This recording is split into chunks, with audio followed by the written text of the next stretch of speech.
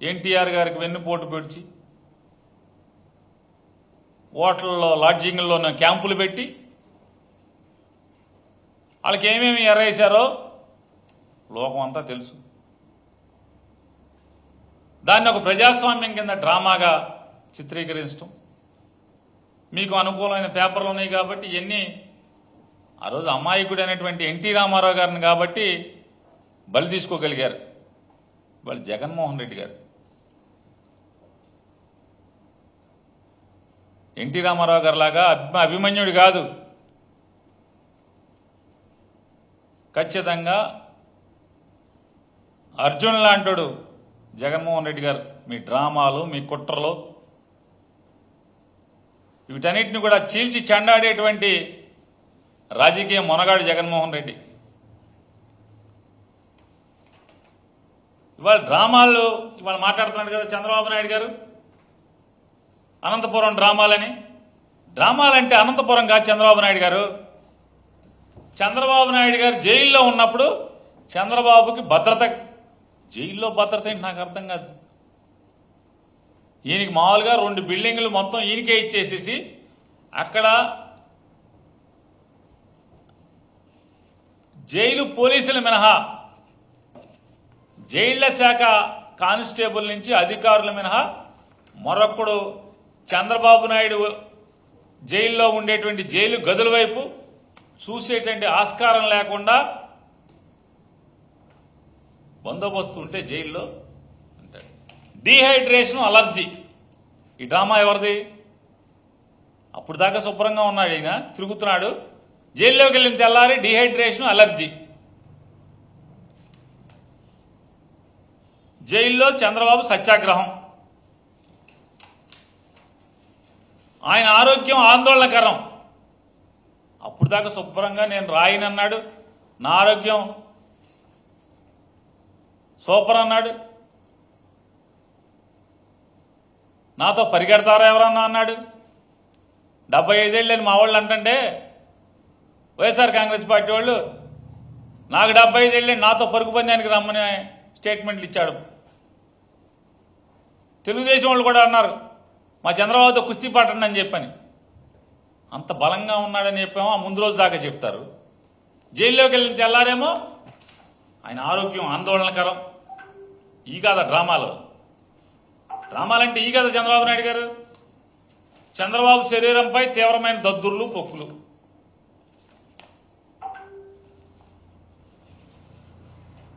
చంద్రబాబుకు ఆరోగ్య సమస్యలు తీవ్రం.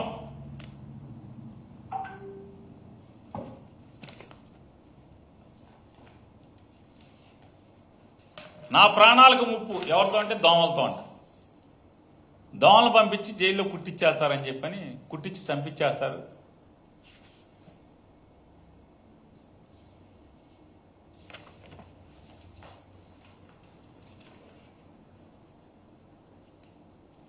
చంద్రబాబు వైద్యుల పర్యవేక్షణలో ఉండాలి. 5 వారాలు కంటి చుక్కలు వాడాలి. ఎల్వి ప్రసాద్ వైద్యులు రివ్యూ షెడ్యూల్. బరువు తగ్గారు, గుండె సమస్యలు పెరిగినాయి. ఎక్కడికి వెళ్ళినా అసలు అంబులెన్స్ ఉండాలి, పక్కన అంబులెన్స్ లేకుండా ఆయన వెళ్ళకూడదు. ఇది హైకోర్టుకి చంద్రబాబు తరపున ఇచ్చినటువంటి రిపోర్ట్లు, మెడికల్ రిపోర్ట్లు.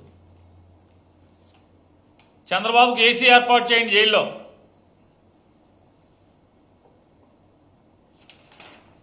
ఈ డ్రామాలంటే, ఈ నాటకాలంటే ఈ కదా. ఈ నాటకాల డ్రామాలను వదిలేసి, ఎందుకంటే అసలు రాజకీయాల్లో డ్రామాలు చేయాలన్నా, నాటకాలు ఆడాలన్నా ఒకరోజేమో కుడి చేయి సంచిలో పెట్టాలన్నా, ఇంకో రోజు ఎడం చేయి సంచిలో పెట్టాలన్నా. మరి నిన్న ఎడం చేయి పెట్టాం కదా సంచిలో, బాగోదేమో కుడి చేయి పెడితే అని చెప్పనే ఆలోచన కూడా లేకుండా జనాలు నేనేం చెప్పినా కూడా నమ్ముతారులే అని చెప్పి నాటకాలు ఆడిన చరిత్ర చంద్రబాబు నాయుడు గారిది అనేది ప్రజలు మర్చిపోతారనుకున్నాడు చంద్రబాబు నాయుడు. హెలికాప్టర్ బద్దలైపోతే, అంటే ఆ విండ్ షీల్డ్ దానికి ఉన్నటువంటి అద్దం బద్దలైపోతే మరి పైలట్లు ఎట్లా వెళ్ళారు అని ఒక తెలివిగల మంత్రి గారు అడుగుతాడు. ఆ మంత్రి గారు అడుగుతారు తెలివిగా, హెలికాప్టర్ విండ్ షీల్డ్ బద్దలైంది అంటున్నారు, మరి పైలట్లు ఎట్లా వెళ్ళారు? మామూలుగా అయితే 200 కిలోమీటర్లో 100 కిలోమీటర్లో స్పీడ్లో వెళ్తారు. దాన్ని నాటికల్ మైల్స్లో అనుకుంటే 80 90 నాటికల్ మైల్స్ లేకపోతే 100 నాటికల్ మైల్స్లోనే వెళ్తారేమో. అంతే కదా, మరి వేగంగా వెళ్తుంది కదా. రిపేర్ ఉన్నప్పుడు ఏం చేస్తారు? తక్కువ ఎత్తులో వెళ్తారు, కిందకి వెళ్తారు. కారు ఏదైనా రిపేర్ వచ్చింది అనుకో ఏం చేస్తారు ఎవరన్నా? డ్రైవర్ ఎట్టకొట్ట తాడు కట్టుకునో అది కట్టుకునో ఇది కట్టుకునో తోసుకుంటానో గుద్దుకుంటానో తోసుకుంటూ వెళ్తారు కదా నెట్టుకుంటా. మరి హెలికాప్టర్ రిపేర్ అయితే ఇవన్నీ ఎందుకు నేను అడుగుతున్నాను. ఈ ప్రభుత్వాన్ని చంద్రబాబు నాయుడు కానీ మీ మంత్రులందరూ కూడా మేము గట్టిగా అది ఏమాత్రం మీకు జ్ఞానం లేదా బుద్ధి లేదా అని అడుగుతున్నాను. హెలికాప్టర్లు విమానాలు ఎవరి పర్యవేక్షణలో ఎవరి నేతృత్వంలో ఎవరి కంట్రోల్లో నడుస్తాయి? డీజీసీఏ అనే ఒక సంస్థ కేంద్ర ప్రభుత్వ సంస్థ ఉంది కదా, దానికి మంత్రి ఎవడు? దానికి మంత్రి ఎవడంట?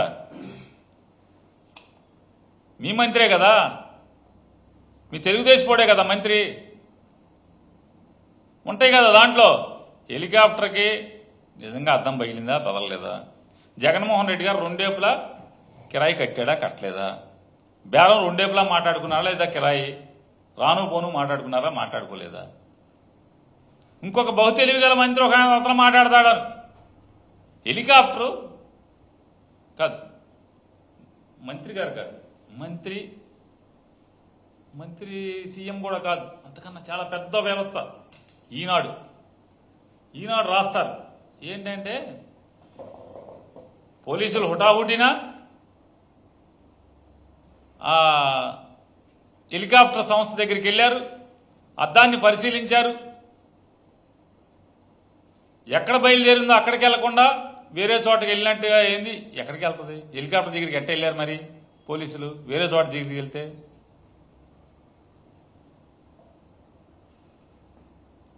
అంటే ఏమాత్రం కూడా విచక్షణ జ్ఞానం లేకుండా బెంగళూరులో ఒక చార్టర్డ్ ఫ్లైట్ల నుంచి వచ్చే ఎయిర్పోర్ట్ నుంచి ప్లేస్ ఎక్కడైతే డెస్టినేషన్కి వచ్చి ఇక్కడి నుంచి మళ్ళీ దానికి వెళ్తారు. ఒకవేళ మళ్ళీ వెనక్కి వెళ్ళే అవసరం లేదనుకో ఏం చేస్తారు? వీళ్ళు రోజు హెలికాప్టర్ ఎక్కడ ఉంటుందో అక్కడికి వెళ్తారు. ఆ జ్ఞానం లేకుండా పేపర్లు రాస్తారు.